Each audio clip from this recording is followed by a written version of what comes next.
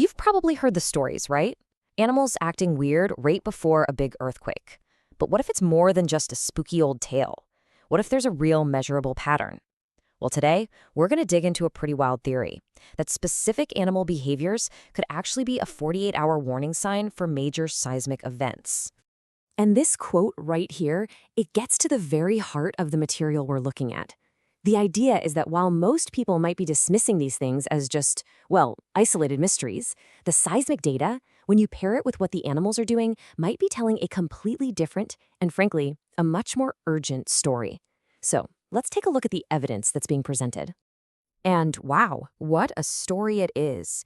Just look at this timeline from the end of February into early March. It's packed.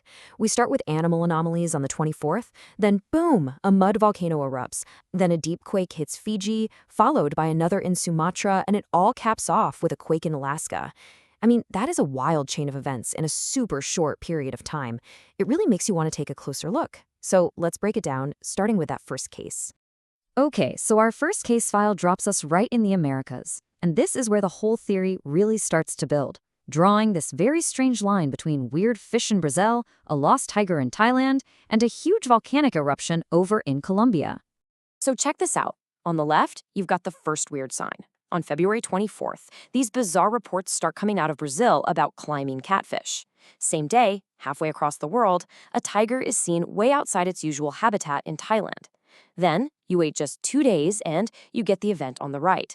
A massive mud volcano erupts in Colombia, literally shooting flames in mud hundreds of feet into the air. The source connects these dots directly. But how? I mean, what's the link here? Well, the theory really depends on what a mud volcano actually is. The best way to think of it is like a pressure release valve for the entire planet's crust. And before it blows its top, it supposedly lets out this huge surge of methane. And, this is the key part, ultra-low frequency sound. We can't hear it, but these vibrations could be incredibly disorienting for some animals. Okay, but what about the tiger in Thailand? How does that fit in?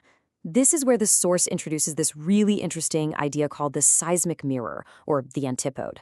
The concept is that when immense pressure builds up on one side of the Earth, it can actually cause a related sort of echo effect at its exact opposite point on the globe, which could trigger a weird reaction in sensitive animals over there too.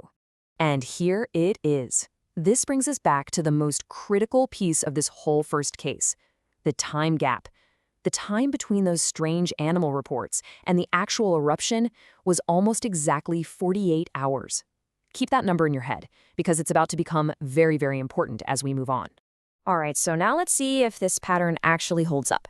For our second case file, we're going deep, not just into the Pacific Ocean, but way, way deeper into the Earth itself, for an event that's been described as the planet literally ringing a bell. So this part of the story kicks off on March 1st with this earthquake. Now, a 6.3 is a big deal for sure, but what's absolutely nuts here is the depth. 596 kilometers. I mean, that is just incredibly deep. We're talking way down in the Earth's mantle. It's like a deep, powerful bell being rung inside the planet. Now, according to the source, that deep Fiji quake, that was just the catalyst. That wasn't even the main event.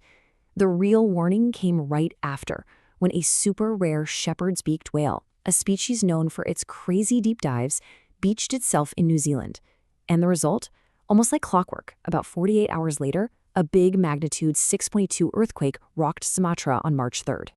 So what's the connection? The theory being proposed here is really specific. It claims that those super intense, low-frequency vibrations from a deep mantle quake can essentially fry the incredibly sensitive biological sonar that animals like beaked whales use to navigate the pitch-black deep ocean. It just scrambles their senses, leaving them disoriented, deafened, and they end up washing ashore. Okay, so we've looked at two totally different situations, right? A mud volcano in South America, a deep quake in the Pacific. So let's kind of pull back for a second and see if we can spot a bigger pattern when we start connecting these dots.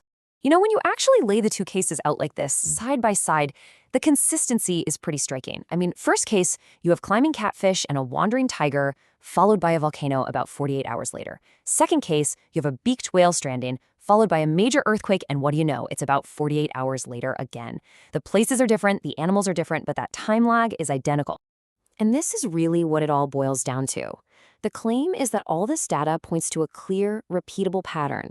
These animal anomalies aren't just random weird events. They're actually precursors, showing up in this consistent 48 to 72-hour window right before a major tectonic event.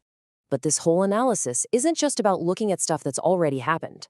The source actually uses this exact same pattern to issue what it calls a final warning, a very time-sensitive prediction about a situation that's developing as we speak.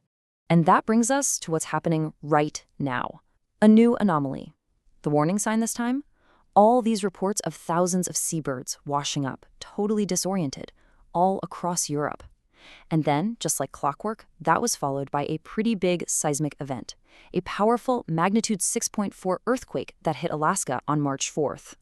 So if we use that seismic mirror idea from before, the theory predicts that the tectonic energy from this quake way up north in Alaska is now rushing towards its planetary opposite.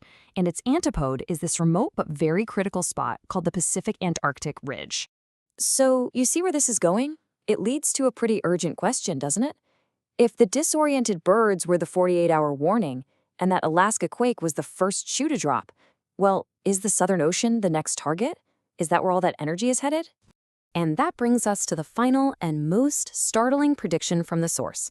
It is a direct, date-stamped forecast claiming a big one is coming for the Antarctic ridge. Now, whether this pattern actually holds, I guess that's something we're all about to find out. But it definitely leaves you with a pretty compelling, maybe even unsettling question. Are the animals trying to tell us something that we're only just now starting to figure out?